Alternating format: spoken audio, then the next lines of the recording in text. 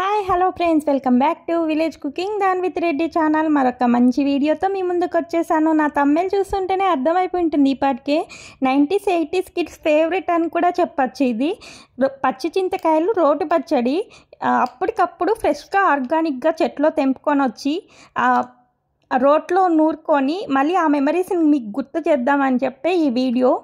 మా పిన్ని ఆల్రెడీ పిలిచిందనమాట, నేను రాలేదని చెప్పి అంటే పచ్చడి చేపించేసింది పిల్లల దగ్గర చింతకాయలు తెంపించి. అందుకే ఆ క్లిప్స్ మిస్ అయినాయి. మళ్ళీ నాకు తెలియదు, మళ్ళీ కొన్ని వేసి దంచు అని చెప్పి దంచిపిస్తున్నా మీకోసం. ముందుగా స్టోన్ సాల్ట్ వేసి మిరపకాయలు తొటిమలు తీసి వేసుకోవాలి. అవి బాగా మెత్తగా పేస్ట్ చేసుకున్నాక మళ్ళీ చింతకాయలకి ఈన్లు ఉంటాయి కదా, అవన్నీ తీసేసి చిన్న చిన్నగా పీసెస్గా కట్ చేసుకొని తుంచుకొని వేసుకొని దంచుకోవాలి. మీలో ఎంతమందికి ఇది ఇష్టం?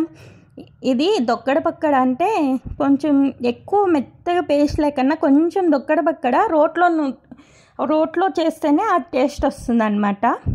ఎక్కువ మెత్తగా చేస్తే ఏమంటే అన్నంలోకి బాగుంటుంది పోపు పెట్టుకుంటే.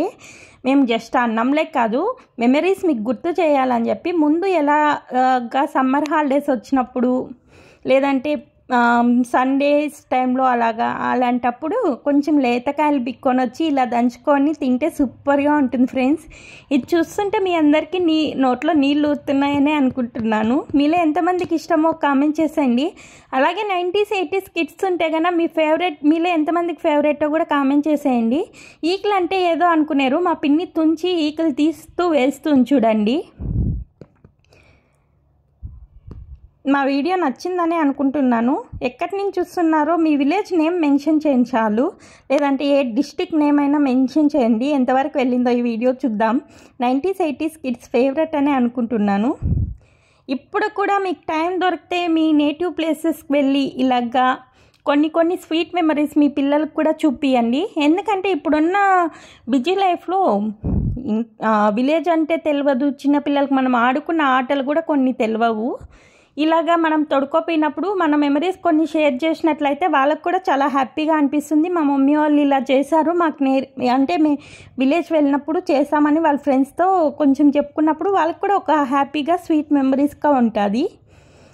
చేస్తే మనం ఇప్పుడే కదా చేయగలుగుతాం, మళ్ళీ అంటే చేయలేం కదా. చిన్నపిల్లలకి ఏం పెద్ద కోరికలు ఉండవు కదా, ఇలాంటి చిన్న హ్యాపీనెస్ ఇస్తేనే చాలు వాళ్ళకి. చూడండి ఫ్రెండ్స్, ఇలా దంచుకుంటే సరిపోతుంది. మరీ ఎక్కువ పేస్ట్ లాగా చేసుకుంటే టేస్ట్ ఉండదు. రైస్లోకైతే మరీ మెత్తగా పేస్ట్ చేసుకోవచ్చు.